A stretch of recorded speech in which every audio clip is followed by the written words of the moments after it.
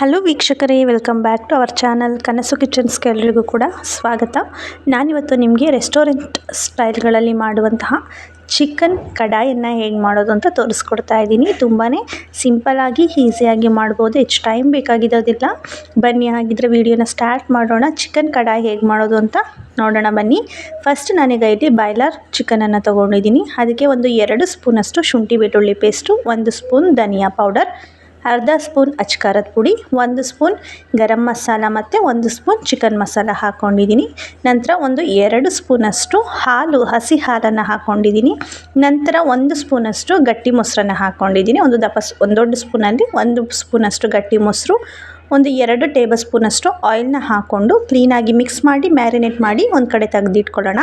ನಂತರ ಇನ್ನೊಂದು ಕಡಾಯಿಲಿ ಒಂದು 2 ಸ್ಪೂನಷ್ಟು ಆಯಿಲ್ನ ಹಾಕ್ಕೊಂಡು ಅದಕ್ಕೆ ಈ ರೀತಿ ಓವೆಲ್ ಶೇಪ್ನಲ್ಲಿ ಕಟ್ ಮಾಡಿರುವಂತಹ ಆನಿಯನ್ ಮತ್ತು ಕ್ಯಾಪ್ಸಿಕಮ್ನ ಹಾಕ್ಕೊಂಡು ಆಯಿಲಲ್ಲಿ ಫ್ರೈ ಮಾಡ್ಕೊತಾ ಇದ್ದೀನಿ. ಈ ರೀತಿ ಫ್ರೈ ಮಾಡಿ ಹಾಕೋದ್ರಿಂದ ಚಿಕನ್ ಕಡಾಯಿಗೆ ಒಂದು ಎಕ್ಸ್ಟ್ರಾ ಟೇಸ್ಟ್ ಸಿಗುತ್ತೆ. ಹಾಗೆ ಈ ಆನಿಯನ್ ಮತ್ತು ಕ್ಯಾಪ್ಸಿಕಮ್ ತಿನ್ನೋದಕ್ಕೆ ಚಿಕನ್ ಕಡಾಯಿಲಿ ತುಂಬಾ ಚೆನ್ನಾಗಿರುತ್ತೆ. ಹಾಗಾಗಿ ಈ ರೀತಿ ಕ್ಲೀನಾಗಿ ಒಂದು ಸಲ ರೋಸ್ಟ್ ಮಾಡ್ಕೋಬೇಕು. ಆನಿಯನ್ ಮತ್ತು ಕ್ಯಾಪ್ಸಿಕಮ್ದು ಫ್ಲೇವರ್ ಆಯಿಲಲ್ಲಿ ಬಿಡ್ತಾ ಇರೋದು ನಿಮಗೆ ಸ್ಮೆಲ್ಲಲ್ಲಿ ಗೊತ್ತಾಗುತ್ತೆ. ಅಲ್ಲಿಯವರೆಗೂ ಕೂಡ ಕ್ಲೀನಾಗಿ ರೋಸ್ಟ್ ಮಾಡ್ಕೊಳ್ಳೋಣ. ನೋಡಿ, ಇಷ್ಟ ಆದರೆ ಸಾಕು. ನಾನು ಇದನ್ನು ತೆಗೆದಿಟ್ಕೊಂಡಿದ್ದೀನಿ. ನಂತರ ಅದೇ ಕಡಾಯಿಗೆ ನಾನು ಜೀರಿಗೆ, ಚಕ್ಕೆ, ಲವಂಗ, ಸಾಸಿವೆ, ಸ್ವಲ್ಪ ಓಂಕಾಳು, ನಂತರ ಆನಿಯನ್ನ ಹಾಕ್ಕೊಂಡಿದ್ದೀನಿ. ಇಷ್ಟನ್ನು ಹಾಕ್ಕೊಂಡು ಕ್ಲೀನಾಗಿ ಸ್ವಲ್ಪ ಫ್ರೈ ಮಾಡ್ಕೊತಾ ಇದ್ದೀನಿ.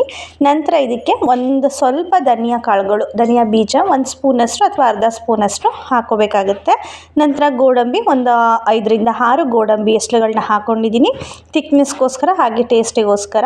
ನಂತರ 1 ಹಸಿಮೆಣ್ಸಿನ್ಕಾಯಿನ ನಾನು ಕಟ್ ಮಾಡಿ ಹಾಕ್ಕೊಂಡಿದ್ದೀನಿ. ನಂತರ ಅದನ್ನು ತೆಗೆದಿಟ್ಕೊಂಡು ಒಂದು ಪ್ಲೇಟ್ಗೆ, ಮತ್ತು ಅದೇ ಕಡಾಯಿಲಿ ನಾನು 2 ಟೊಮೊಟೊ, ಹಣ್ಣಾಗಿರುವಂತಹ ಟೊಮೊಟೊಗಳನ್ನ ಹಾಕ್ಕೊಂಡು ಅಷ್ಟೇ ಎಣ್ಣೆಯಲ್ಲಿ ಫ್ರೈ ಮಾಡ್ಕೊತಾ ಇದ್ದೀನಿ. ನಾನು ಮತ್ತೆ ಆಯಿಲ್ ಹಾಕ್ಕೊಂಡಿಲ್ಲ. ನೋಡಿ, ಇಷ್ಟ ಆದರೆ ಸಾಕು. ನಂತರ ಈಗ ಇನ್ನೊಂದು ಕಡಾಯಿಲಿ 2 ಟೇಬಲ್ ಸ್ಪೂನಷ್ಟು ಆಯಿಲು, ಸಣ್ಣದಾಗಿ ಕಟ್ ಮಾಡಿರುವಂತಹ ಈರುಳ್ಳಿಯನ್ನು ಹಾಕ್ಕೊಂಡು ಫ್ರೈ ಮಾಡ್ಕೊತಾ ಇದ್ದೀನಿ. ನಂತರ 1 ಸ್ಪೂನಷ್ಟು ಶುಂಠಿ ಬೆಳ್ಳುಳ್ಳಿ ಪೇಸ್ಟ್ನ ಹಾಕ್ಕೊಂಡು ಅದರಲ್ಲಿರುವಂಥ ಹಸಿ ವಾಸನೆ ಎಲ್ಲ ಹೋಗೋವರೆಗೂ ಕೂಡ ಫ್ರೈ ಮಾಡ್ಕೋಬೇಕಾಗುತ್ತೆ. ನಾನು ಫಸ್ಟ್ ಏನೆಲ್ಲನೂ ಫ್ರೈ ಮಾಡಿಕೊಂಡೆ ನೋಡಿ, ಟೊಮೊಟೊ ಮತ್ತು ಈರುಳ್ಳಿ ಎಲ್ಲನೂ ಅದನ್ನೆಲ್ಲ ಸಪ್ರೇಟಾಗಿ ರುಬ್ಬಿ ತೆಗೆದಿಟ್ಕೋಬೇಕಾಗುತ್ತೆ. ನಂತರ ನಾನೀಗ ಇಲ್ಲಿ ಒಂದು ಚಿಟಿಕೆಯಷ್ಟು ಎಲ್ಲ ಪೌಡರ್ನ ಹಾಕ್ಕೊಂಡು ಮಿಕ್ಸ್ ಮಾಡ್ಕೊತಾ ಇದ್ದೀನಿ. ಇದಕ್ಕೆ ಬೇರೆ ಏನೂ ಹಾಕೋ ಆಗಿಲ್ಲ. ಇದಕ್ಕೆ ನಾನೀಗ ಮ್ಯಾರಿನೇಟ್ ಮಾಡಿ ತೆಗೆದಿಟ್ಟಿದ್ದಂತಹ ಚಿಕನನ್ನು ಹಾಕೋತಾ ಇದ್ದೀನಿ. ಚಿಕನನ್ನು ಹಾಕ್ಕೊಂಡು ಕ್ಲೀನಾಗಿ ಆ ಶುಂಠಿ ಬೆಳ್ಳುಳ್ಳಿಯಲ್ಲಿ ಮಿಕ್ಸ್ ಆಗೋ ಹಾಗೆ ಕ್ಲೀನಾಗಿ ಮಿಕ್ಸ್ ಮಾಡ್ಕೊಳ್ಳಿ. ಅದರಲ್ಲಿ ಕ್ಲೀನಾಗಿ ಚಿಕನ್ ರೋಸ್ಟ್ ಆಗಬೇಕು. ನಂತರ ಈಗ ಇದಕ್ಕೆ ಒಂದು ಸ್ವಲ್ಪ ಸಾಲ್ಟನ್ನು ಸೇರಿಸ್ಕೊತಾ ಇದ್ದೀನಿ. ಈ ಟೈಮಲ್ಲಿ ಚಿಕನ್ ಈಗ ಬೇಯಬೇಕಾಗುತ್ತೆ. ಕ್ಲೀನಾಗಿ ಮಿಕ್ಸ್ ಮಾಡಿಕೊಂಡು ಲಿಡ್ನ ಕ್ಲೋಸ್ ಮಾಡಿ ಒಂದು 5 ಮಿನಿಟ್ಸ್ ಇದನ್ನು ಕುಕ್ ಮಾಡ್ಕೋಬೇಕಾಗುತ್ತೆ.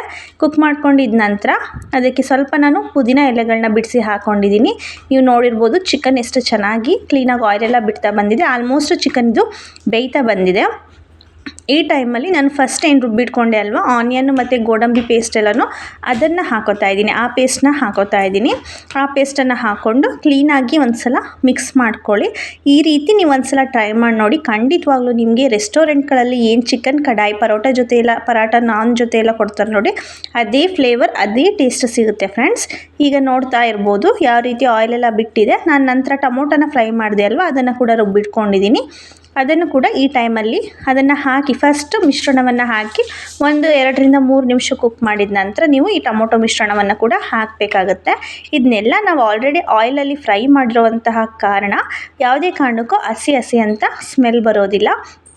ತುಂಬಾ ಬೇಗ ಆಗುತ್ತೆ, ತುಂಬ ಟೈಮ್ ಕೂಡ ತಗೊಳ್ಳೋದಿಲ್ಲ, ನಾವು ಆಲ್ರೆಡಿ ಫ್ರೈ ಮಾಡಿ ಇಟ್ಕೊಂಡಿರೋದ್ರಿಂದ. ನಂತರ ಈ ಟೈಮಲ್ಲಿ ನಾನು ಪುನಃ ಇನ್ನು ಸ್ವಲ್ಪ ಸಾಲ್ಟನ್ನು ಸೇರಿಸ್ಕೊತಾ ಇದ್ದೀನಿ. ಒಂದು ಸ್ವಲ್ಪ ಅಚ್ಕಾರದ ಪುಡಿ, ಚಿಕನ್ ಮಸಾಲ ಪೌಡರು ಮತ್ತು ಗರಂ ಮಸಾಲ ಪೌಡರ್ನ ಹಾಕೋತಾ ಇದ್ದೀನಿ. ಫಸ್ಟ್ ಚಿಕನ್ ಮ್ಯಾರಿನೇಟ್ ಮಾಡುವಾಗ ಹಾಕ್ಕೊಂಡಿರ್ತೀವಿ, ಹಾಗಾಗಿ ನೋಡಿಕೊಂಡು ಹಾಕ್ಕೊಳ್ಳಿ ಖಾರ ಹೇಗೆ, ಮತ್ತು ಮಸಾಲಗಳನ್ನೂ ಅಷ್ಟೇ ಜಾಸ್ತಿ ಹಾಕಿದರೆ ಕಹಿ ಬಂದುಬಿಡುತ್ತೆ. ಹಾಗಾಗಿ ನೋಡಿಕೊಂಡು ಎಷ್ಟು ಬೇಕಷ್ಟು ಹಾಕೋಬೇಕಾಗುತ್ತೆ. ನಂತರ ಈ ಟೈಮಲ್ಲಿ ನಾನು ಆಯಿಲಲ್ಲಿ ಫ್ರೈ ಮಾಡಿದ್ದಂತಹ ಆನಿಯನ್ ಮತ್ತು ಕ್ಯಾಪ್ಸಿಕಮ್ನ ಹಾಕೋತಾ ಇದ್ದೀನಿ. ಈ ಕ್ಯಾಪ್ಸಿಕಮ್ಮೇ ಒಂದು ಎಕ್ಸ್ಟ್ರಾ ಫ್ಲೇವರ್ ಕೊಡೋದು ಚಿಕನ್ ಕಡಾಯಿಗೆ.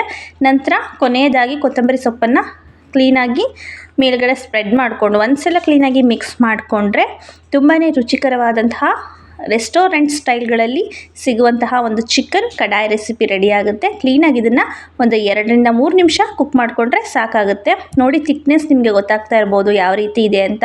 ಇದು ಒಂದು 2-3 ನಿಮಿಷ ಕುದ್ಮೇಲೆ ಇನ್ನೂ ಸ್ವಲ್ಪ ಥಿಕ್ನೆಸ್ ಬರುತ್ತೆ.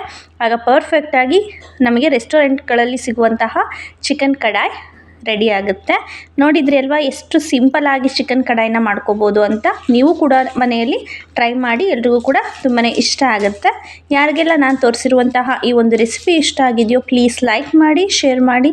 ಹಾಗೆ ನನ್ನ ಚಾನಲನ್ನು ಇನ್ನೂ ಯಾರೆಲ್ಲ ಸಬ್ಸ್ಕ್ರೈಬ್ ಮಾಡದೆ ಹಾಗೆ ನೋಡ್ತಾ ಇದ್ದೀರೋ ಪ್ಲೀಸ್ ಸಬ್ಸ್ಕ್ರೈಬ್ ಮಾಡ್ಕೊಳ್ಳಿ. Thank you for watching.